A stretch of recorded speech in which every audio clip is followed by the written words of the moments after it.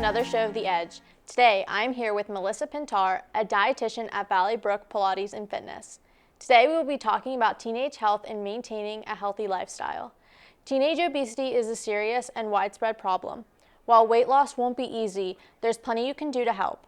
Aside from health risks such as high blood pressure and diabetes, and the social and emotional fallout of being overweight can be devastating for a teenager. He or she might experience teasing, bullying, depression, or low self-esteem. Hi, thank you for joining me today. Sure. So I'm going to start out with, what is childhood obesity? So obesity is sort of a chronic disease that develops over time due to an excess calorie or energy intake from food and a rather low level of physical activity. Would be best to manage diet plus exercise to prevent obesity. Okay, so at like a young age, what can like a toddler do? Well, a lot of that comes from the parent.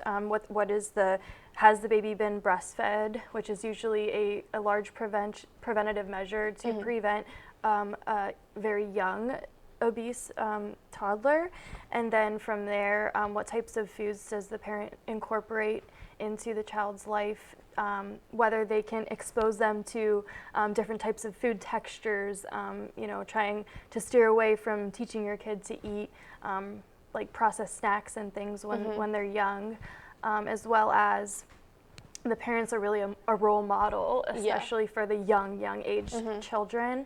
So are the parents being active? Are the parents taking their kids to the park? Or do they let them sit playing video games most of the days? Yeah, so how do you manage screen time versus going out and... Yeah, so screen time in today's society is really competing with our level of physical activity that we get. One fun approach that a parent can take is to have the child earn their leisure screen time, so it wouldn't be screen time related to schoolwork or anything. So say if they perform 30 minutes of physical activity, which can be playing outside and things, then they might get 15 minutes of leisure time, screen time. Okay, so sports. As they get older, should they be eating more, like carbs? So it depends on the type of sport that they're in, the intensity of the sport. Are they very serious about the sport? Does the sport come with a lot of training? Very high intensity sports like hockey and soccer and basketball, those are really pretty vigorous aerobic activity that are going to burn some more calories. So typically kids that are in sports will need a little bit more calories than children that don't participate in sports and are not active. I mean, you don't have to be in an actual sport to get exercise that will require more calories. But yes, usually going to be around maybe 300 more calories a day for an average sport. Okay. So it's really not astronomical. Okay, so what is like burning calories? Like, how do you define that? So the burning of calories is our metabolism's physically burning the calories that we ingest through food. And that calorie burn is directly impacted by the activity that we're doing. So it can be something even low level, like walking briskly. That's still burning calories mostly during that activity. You might burn 100 calories per 2-mile walk. But if you want to burn more calories, you would perform more of a moderate to high intensity activity, like HIIT training, like a lot of jumping and even like sprints and that type of thing. It's really going to boost metabolic rate, burn more calories, and then actually those type of activities are going to help you burn calories all throughout the day, rather than just during the activity. Okay, so what do you specifically do at Valley Brook? Well, I'm a dietitian there, so I perform outpatient sort of anywhere between clients that need some weight loss guidance, and we also do some things related to performance, so for athletes, and then disease prevention is sort of my passion, so anyone that might be at pre-diabetic or having some cardiovascular disease risk factors, I'm trying to help them either improve their health status, losing weight, usually it's a combination, and then I also am we started nutrigenetics, which is a very futuristic sort of emerging science in the nutrition field that helps to personalize nutrition. But I'm also a fitness instructor too, and Pilates instructor. So we really combine the whole nutrition and exercise. Yeah. Okay, so for people with diabetes, how do they maintain a healthy diet with like their blood sugar and everything? So typically a general rule for blood sugar management is to really focus on your carbohydrates per day, not skipping meals with carbohydrates. You want to sort of really organize how your carbs are split throughout the days at meal times, during snacks, and then eating regular meal times and meal snack times, and also pairing each meal with a little bit of protein, a little bit of fat. And oftentimes you do have to work one-on-one with maybe if they're on insulin or certain medications to manage. You want to pair the type of medication with how much carbs and things like that. Okay, so how do teens make like their own healthy snack? Like an after school snack? Like what could be like a healthier choice other than like chips? Okay, well, if they really can't get away from chips, I always say the baked ones are better.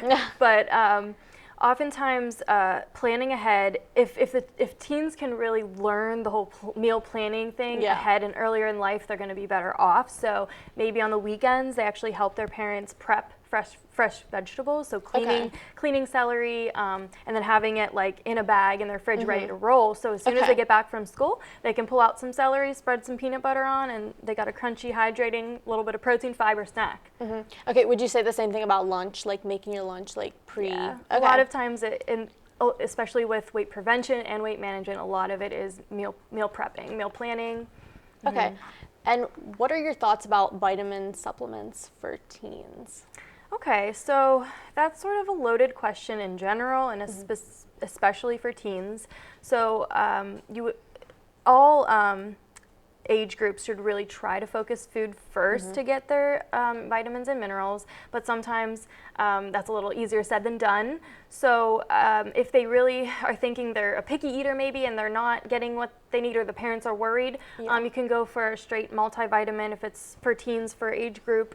And then one in particular that is very important that might really need to be supplemented is calcium and vitamin D, because it's the age group from 14 to 18 that really peak bone mass is it's the foundation time period for that. So if the teen doesn't like milk or doesn't have a lot of dairy or calcium sources in the diet, then it might be indicated for them to have a calcium supplement. Okay, and what do you do with teens who are allergic to like foods? Like what kind of diet do you put them on? Well, I mean, allergies, that's kind of also a loaded question that's more individualized, but food allergens are becoming more common today, especially in today's society. But a positive note to that is that food manufacturers are aware of that and they have adapted because of that. So there are a lot of products now in the market for those that are suffering from food allergies. So if you have a milk allergy, now there's soy milk that they can turn to and other types of nut milks. And then the same thing for peanut butter allergies, there are soy nut butters, there's sunflower seed butters. So there are a lot of alternative options, and even for the more common now, celiacs, very complicated diet to work with, but there are more gluten-free options available in the market than there were a couple decades ago when it wasn't a common disease. Yeah. So, my next question is, for younger kids, what if they don't want to drink water? What do you so the sugar-sweetened beverages are the number one, or one of the number one contributors to obesity that they've found in studies. And so trying to either limit those sugar-sweetened beverages, so the amounts of them, tapering them off, those sugar-sweetened beverages, maybe not totally eliminating at first, but some great substitutes. I was never raised to drink soda or pop that much, except for special occasions. But I sometimes am craving that in the summer, that quench of something carbonated. So I've actually there's a multitude of brands out there now, like LaCroix. It's a soda water that is carbonated, but it's flavored with just like essential fruit oils, and it doesn't have any artificial sweeteners, no sweeteners, but it tastes amazing. Like the lemon lime one almost tastes like Sprite, and the coconut one sort of mimics Coca-Cola. Okay. And then if really, sometimes people think that iced tea and things are a little bit healthier options, but they should be aware of like Lipton and some of the higher brands that are actually loaded with sugars. Probably better off making your homemade iced tea and green tea at home that you can either leave unsweetened or add your own sweetened to taste. Okay. While I was doing my research, I read about weight loss pills. Okay. Can you tell me a little bit about those? Are they unsafe? Are they? So probably would never find me recommending a weight loss pill, and very rarely doctors. And there are over-the-counter weight loss pills, and there are also prescription weight loss pills. The over-the-counter pills are typically highly caffeinated, like in green tea pills or Hydroxycut, and that high caffeination can be a risk for nervousness, irritability, insomnia, and maybe high blood pressure over time. And that would actually be contraindicated, because if your sleep is inadequate, then that's actually not a good promoter of weight loss at all if you're not getting enough sleep. And then some prescription weight loss pills have very undesirable effects. They actually block the fat absorption, so you actually get very greasy, fatty type stools that are probably pretty undesirable and can increase the risk of a vitamin deficiency. Yeah. Okay. What are top foods to avoid when you're working on your weight loss? Okay. I mean, probably for the teenage age group, I wouldn't necessarily immediately recommend avoiding any type of food. Okay. There is no good or bad food out there, really. I don't want to have them set with that mentality. Yeah. However, there are foods that you would want to limit, especially if they're trying to lose weight. Very calorically dense foods like fried foods. And some unhealthy foods are charred meats, red meat and poultry. You want to stay away from donuts and grease and baked goods and cookies and ice cream. You would want to maybe save those for some special occasions. However, there are the sort of personal binge-worthy foods that you might want to only have in controlled environments. For example, mine is like ice cream and peanut butter crackers. If you have those in my house, it's all over. For some people, it might be Doritos or chocolate. So those are foods that you'd want to be aware of to maybe not have in the house. Okay. And how do I know if I'm getting all the nutrients that I need in my body? So that's a pretty difficult question. Even me, who is currently doing my master's in nutrition, it's a pretty loaded question, because there's such a variety of foods out there, and with so many good qualities. The most general recommendation I can give for that is to eat from all the 5 food groups, eating in moderation, to ensure that you're nourishing your body, trying to listen to your hunger signals, hunger and satiety signals, and then also noticing any signs of fatigue and things like that that could be a warning of, or a sign of maybe a nutrient deficiency. Okay, so about like fatigue, and you were saying like sleepiness, how to prevent and support like the mental health and mood issues. So can food like help with that? Yeah, so I mean, there's no specific nutrient that's really targeted for, there's no miracle out there that's going to help you be happier. But it's more of a dietary pattern that promotes healthy blood sugars, even for non-diabetics. I mean, it's for everyone that you'd want to maintain sort of a healthy blood sugar. So what that means is to avoid a dietary pattern that's high in refined sugars, that's low in fiber, that is high fat foods, just really low nutrient dense foods. You want to instead look for higher fiber, low fat protein sources, meats, and whole fruits, vegetables, a lot of hydration. And then you also don't want to go too long without feeding, you don't want to go too long for being hungry, because then that's going to alter your blood sugar level. You're going to get moody. That new term, I think it's like new term for hangry. So you really do want to make sure you have a stable diet that's, again, including a lot of unprocessed foods. Okay. For the teens who play sports, what kind of food should they eat before a game? So again, it depends on that intensity of the sport, but a general recommendation would probably be about 30 grams of a carbohydrate. So that might be a nice medium-sized orange, and then you want to pair it with a little protein, so maybe a cup of milk would probably just be a good small snack. You don't want to overeat, and that would probably be an hour before the practice, and then you don't want to overeat, because that could cause some stomach upset or discomfort during the game. Okay. And can you explain to me what is good and bad fats? So again, no good or bad food or fats. However, there are healthier fats and unhealthier fats. The more healthy fats are deemed protective against cardiovascular disease and can lower blood pressure and things, anti-inflammation. So those are your liquid at room temperature oils. Typically your olive oil, your canola oil is actually pretty healthy. Flaxseed oil, fish oils, those are more of your healthier options. Just think liquid at room temperature. And then more of the unhealthy options are saturated, which are more solid at room temperature. So your butter, your solid animal fats. So if you're looking at a steak, the more marbling in the white that you have in it, that's some more saturated, more animal fat there. So in order to sort of cut your fats or have healthier fats, you would want to bake instead of fry. Try to, again, avoid fried foods. And then also incorporate some of the more healthy fats like in nuts and cooking with healthier oils. Okay. How does your body use the food and like the water that it like takes in your body? Like how does it So, you know what I mean? so essentially, how does your body use the food and that you give it?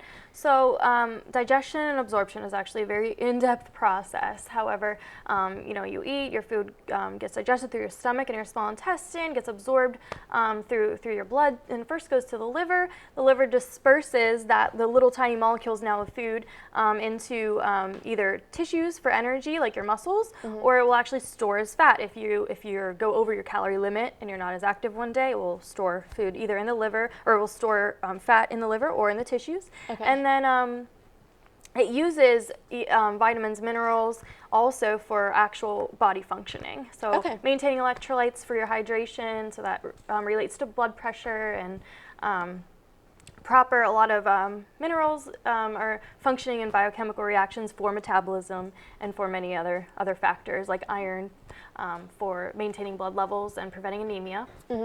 Okay, so how much water should somebody drink a day?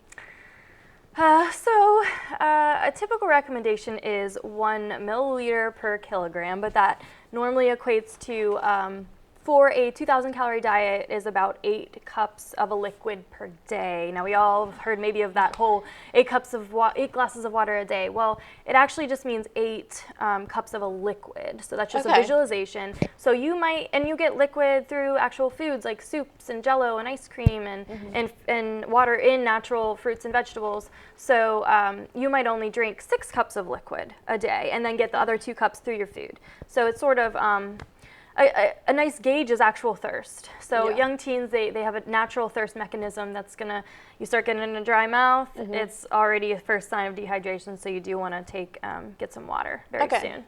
So as teens go to college, as they go off to college, how do they buy healthy foods but stay in their budget? Well, I've been there, done that a couple years ago. Nice rule of thumb is to just sort of look for the more low costly produce like bananas and apples and oranges. And then canned vegetables canned beans, they can be thrown right into a dish and it's a nice high protein, high fiber. And then there's also some frozen vegetables out there that can really be treated as a healthy option and paired with a meal. And then also shopping in season. So learning sort of what's in season is going to be on sale. In the fall, asparagus might be $6.99 a pound, and now it's only $2.99 a pound because it's in season now. So sort of being aware of what's in season is helpful. Okay, and what are some resources that you can use to make healthy meals, like for yourself? Well, I mean, there's a lot of recipes out there. Cooking Light's a pretty good magazine. You could look on Pinterest. I mean, there's a lot. You would, I guess, just try to determine what is a healthy recipe. Yeah. So a lot of recipes out there also do have estimated calorie needs, or calories from the meals and things. So you can see if the recipe has those. Probably want to look for under 500 calories. Lower in fat, lower in sodium, higher in protein, fiber. All right. And how about making healthy choices when you go out to eat? So again, that's sort of being aware of a lot of restaurants, even fast food, are having nutrient facts available. Sometimes they don't display them, but I think it's regulated now that you should ask if you're really concerned about that. So they can be aware and pick, again, probably under the 500 rule, so under 500 calories, under 500 milligrams of sodium. You want to look for higher fiber, at least 8 grams, which might not be possible in a lot of fast food, but then maybe shoot for a salad, but beware, look at the calories on salads. Choose different dressings, maybe oil and vinegar instead of a higher calorie dressing. A lot of times they put the crunchies on top, that type of stuff. So you can modify your salad to sort of stay within a nice calorie range. Okay, and if for somebody who doesn't like fruits and vegetables, how do they add like that kind of nutrients into there? Well, I mean, for parents that are of like picky eaters and things, it's difficult for them to like vegetables, get vegetables. I would say start maybe conspicuously a little bit, you know, do a mashed potato dish with half cauliflower, half regular potatoes, so it's sort of hidden in there. You can do like soups with pureed veggies in it too, but it's like sort of a chicken noodle soup. And there are ways that you can modify recipes to hide in those foods, but I do want to let parents be aware that the sooner, again, we mentioned in the beginning, the sooner that the kids can be exposed to different textures, different tastes, having an open attitude about food is going to help them have a healthier diet in the long term, because they'll be getting that variety if they're interested in trying new foods. Okay. And how can you learn about organic foods, the organic foods that are out there? Well, what more specifically about organic? Like how, like, should you be eating organic or that type of thing? Is it healthier? So there is some ideas out there that organic foods have higher nutrient content and that type of thing. However, I try to teach people to be smart about organic. Sometimes it's just more expensive and not actually beneficial. A lot of organic produce actually sits longer on the shelves in the supermarket, so produce specifically, so it's actually losing nutrients because it's sitting longer, it's not as fresh. So you do want to look for more fresh organic if you can, and then avoid organic foods that are actually, that you don't eat the skins of, because it's not as needed, I guess, but definitely look for organic, like lettuce and apples and things that you would eat the outside coat of, to sort of avoid some of the pesticides issues. But as of now, I don't think that there's any evidence about nutrient content being different. Okay. And I think, I was going to ask you, I had a question. Was it about Something you organic? talked about. Yeah. Where to find information? Yeah. Well, trying to think. I believe it's either the CDC or the USDA. I mean, if you Google, it definitely will give you more in-depth information about what is organic, and what defines, you know, organic foods and things. What types of pesticides you might not be getting if you're eating organic, but you can pretty much feel comfortable that if it has the USDA seal on the food, that it is, I believe, greater than 95% of the farming and everything has been surveyed through organic food, and then it also is not non-GMO if it's organic. Okay. And so I see a lot of these commercials about making like smoothies for breakfast and like having like a shake and just like it being like filling enough. Okay. Like, is that like real? Like, okay. Again, that's sort of something that happens for, like, I would discuss with my clients and patients about, is that a realistic healthy habit for them? Is it good for their diet plan? Sometimes it is a great way to hide some of those veggies. So like that's what I do. If I can't get a lot of veggies one day, I'll put spinach and kale in that smoothie and actually know that I already got all of that. But I always, I sort of like try to let them avoid the fact of putting in some nut butters and things in the smoothies, because then it's adding calories, but you don't feel like you're actually eating. Like you said, is it filling enough? Sometimes smoothies can be filling for the stomach, but they don't sustain. And then sometimes it actually doesn't feel like you've eaten, so that could be counterproductive to weight loss, because then you might be snacking later on. Yeah. So how do you, I think you kind of already touched on this, but how do you ease a child into healthy habits and like keeping them there? Like, you know, as they get older, they want to start like snacking more. Okay, so similar to children and adults, trying to maybe set realistic goals for them, for the child. like trying to pinpoint activities and things for them that they actually perceive as being fun. Yeah. So kids are definitely going to stick with things that they enjoy. So maybe figuring out what type of meals that they've liked. Did they comment on a meal that the mom made that, oh, mom, this actually was okay, and you notice they ate at least half or more of their plate? Yeah. Maybe the parents should make a note of that.